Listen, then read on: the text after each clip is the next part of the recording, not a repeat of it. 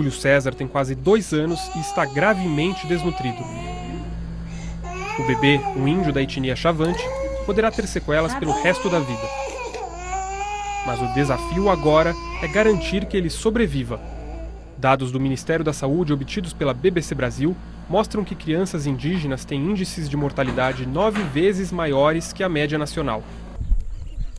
A situação é especialmente grave nas aldeias do povo Chavante, onde doenças infecciosas matam quase 3 vezes mais que no resto do Brasil. Longe de hospitais e raramente visitada por médicos, a população desta terra indígena em Mato Grosso enfrenta uma das piores situações de saúde entre todas as áreas indígenas do Brasil. Por causa da falta de remédios básicos, os doentes aqui às vezes têm que esperar até um dia para serem atendidos, inclusive por doenças simples. A Secretaria Especial de Saúde Indígena, órgão ligado ao Ministério da Saúde, ignorou insistentes pedidos para comentar os fatos citados nesta reportagem.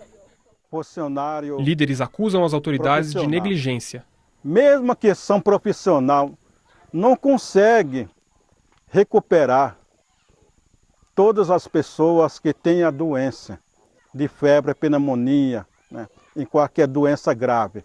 Né. Por que isso? Porque por falta de mau atendimento e por falta de maior apoio. No centro-sul do país, há outros fatores por trás de padrões de morte preocupantes entre índios. Comunidades destas áreas têm as maiores taxas de homicídio e acidentes fatais entre indígenas brasileiros.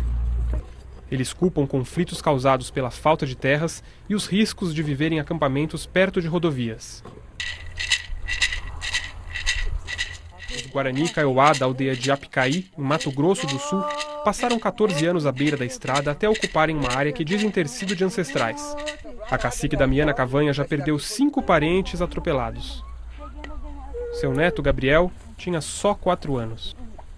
Eu estou perdendo muito, meu filho, perdendo meu marido, perdendo minha tia que não tem corra. Para que eu vou sair de novo, procurar, morar beira da rodovia de novo? Ai, não vou ficar mais não lá, eu vou ficar aqui mesmo.